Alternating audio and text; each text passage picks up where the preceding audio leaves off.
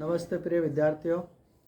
आज के इस वीडियो में हम विज्ञान से संबंधित जो पाठ है आपके 14, 15 और 16 उनमें जो इम्पोर्टेंट प्रश्न बनने वाले हैं तो उनको मैं बताने जा रहा हूँ। आप पेन और कॉपी लें और उनको नोट करें और याद करें ताकि एग्ज़ाम में अच्छे नंबर ला सकें। तो सबसे पहले जो प्रश्न है, मतलब डायरेक्ट मैं आंसर सहित बोल रहा हूँ तो आप उसको नोट कर लें। फर्स्ट है आपका, गंगा सफाई योजना जो है वो 1985 में प्रारंभ हुई थी। गंगा सफाई योजना 1985 में प्रारंभ हुई थी।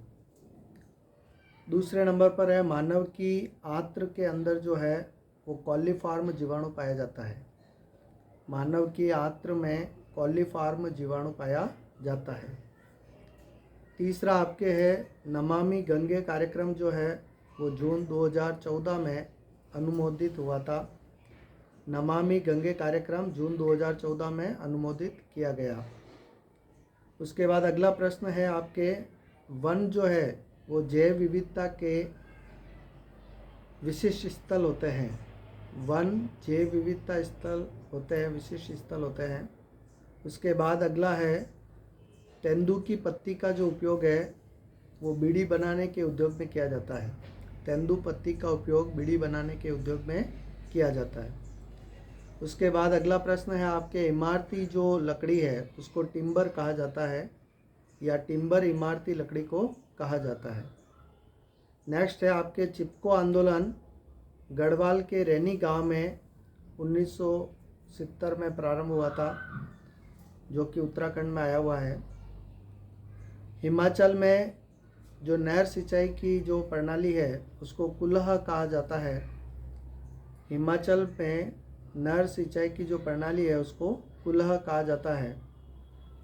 अगला है आपके, गंगा नदी पर टिहरी बांध बना हुआ है। तो सवाल ऐसे भी हो सकता है, टिहरी बांध किस नदी पर बना है? तो आप कह सकते हैं गंगा नदी पर बना हुआ है। वाटरमैन के नाम से विख्यात जो व्यक्ति है उनका नाम है doctor Rajendra Singh. Waterman doctor Rajendra Singh को कहा जाता है और इनको जो है, राजेंद्र सिंह को 2015 में स्टॉकहोम पुरस्कार दिया गया है। ये ध्यान रखना इंपॉर्टेंट है, स्टॉकहोम पुरस्कार दिया गया। अच्छा, खादिन जो है ना वो राजस्थान में जल संग्रहण की एक विधि है। खादिन राजस्थान में जल संग्रहण की विधि है। उसके बाद है, जीवाश्म ईंधन जो है ना वो कोयला और पेट्रोलियम है। ये इंपॉर्टेंट सवाल है, जीवाश्म ईंधन कोयला और पेट्रोलियम है। उसके बाद कार्बन डाइऑक्साइड जो गैस है वो एक ग्रीन हाउस गैस है। कार्बन डाइऑक्साइड गैस एक ग्रीन हाउस गैस है। तावा बांध जो है ना वो 1970 में बना था। ये भी इम्पोर्टेंट सवाल है, तावा बांध 1970 में बना था।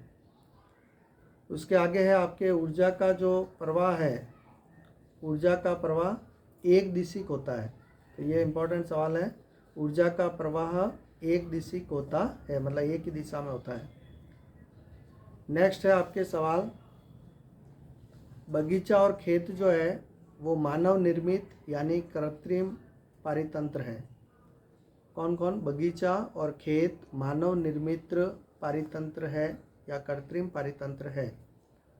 ओजोन के जो अणु होते हैं ना, उसके अणु में ऑक्सीजन के 3 परमाणुओं से बना होता है। ओजोन का अणु ऑक्सीजन के 3 परमाणुओं से बना होता है। 1980 से ओजोन की मात्रा में है वायुमंडल में गिरावट आने लगी है। तो 1980 से वायुमंडल में ओजोन की मात्रा में तीव्र गिरावट आने लगी है। वे पदार्थ जो जैविक प्रक्रम द्वारा अपघटित हो जाते हैं उन्हें जैव निम्नीकरणीय पदार्थ कहते हैं। वे पदार्थ जो जैविक प्रक्रम द्वारा अपघटित हो जाते हैं उन्हें जैव निम्नीकरणीय पदार्थ कहते हैं। ओजोन परत सूर्य से आने वाली पराबैंगनी विकिरणों से हमारी सुरक्षा करती है।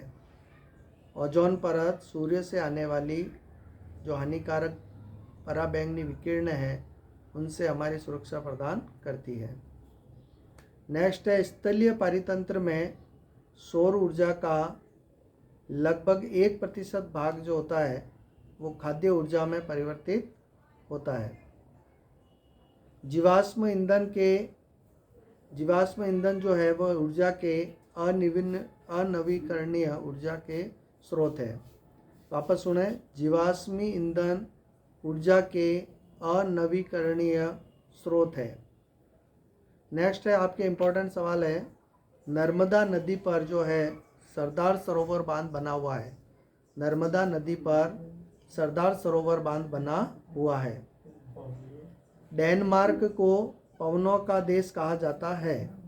ये भी इम्पोर्टेंट सवाल है, डेनमार्क को पवनों का देश कहा जाता है। नेक्स्ट सवाल है, सौर सेल बनाने के लिए सिलिकॉन का उपयोग किया जाता है। ध्यान रखें, रिक्त स्थान में पूछा जा सकता है। सौर सेल बनाने के लिए सिलिकॉन का उपयोग किया जाता है। चंद्रमा के गुरुत्वीय खिंचाव के कारण ज्वार भाटा आता है। चंद्रमा के गुरुत्वीय खिंचाव के कारण ज्वार भाटा आता है। इसके बाद है, अल्बर्ट आइंस्टीन ने एक समीकरण दिया था जो इम्पोर्टेंट है, आपको पूछा जा सकता है। अल्बर्ट आइंस्टीन द्वारा एक समीकरण दिया हुआ था, E इक्वल यानी बराबर का निशान डेल्टा mc²। तो ये जरूर नोट करें आप, E बराबर डेल्टा mc²। नेक्स्ट है, एक ईवी का जो मान होता है वो 1.602 यानी 1.602 इंटू 10 की घात -19 जूल होता है। वापस सुने, एक ईवी का मान 1.602 इंटू 10 की पावर यानी 10 की पावर -19 जूल के बराबर होता है। अगला है, नाभिकीय रिएक्टर जो है वो नाभिकीय विखंडन पर आधारित होते हैं। नाभिकीय रिएक्टर नाभिकीय विखंडन पर आधारित होते हैं। अगला प्रश्न है, हाइड्रोजन बम जो है वो ताप नाभिकीय अभिक्रिया पर आधारित होते हैं। हाइड्रोजन बम ताप नाभिकीय अभिक्रिया पर आधारित होता है। नेक्स्ट है आपके सीएनजी का पूरा नाम, ये तो आपको आता ही होगा। सीएनजी का पूरा नाम संपीड़ित प्राकृतिक गैस है। नेक्स्ट है, जल विद्युत ऊर्जा जो है, जल विद्युत ऊर्जा एक नवीकरणीय ऊर्जा स्रोत है। जल विद्युत ऊर्जा एक नवीकरणीय ऊर्जा स्रोत है। फिर अगला है, भारत का पवन ऊर्जा द्वारा विद्युत उत्पादन करने में 5वां स्थान है। मतलब विश्व के अंदर भारत का पवन ऊर्जा द्वारा विद्युत उत्पादन करने में 5वां स्थान है। और अंतिम आज के वीडियो का सवाल है, एकांक क्षेत्रफल पर प्रति सेकंड पहुंचने वाली सौर ऊर्जा को सौर स्थिरांक कहते हैं। वापस सुने, एकांक क्षेत्रफल पर प्रति सेकंड पहुंचने वाली सौर ऊर्जा को सौर स्थिरांक कहते हैं। तो उम्मीद करता हूं कि ये सवाल आपके एग्ज़ाम में देखने को मिलेंगे। जय हिंद, जय भारत।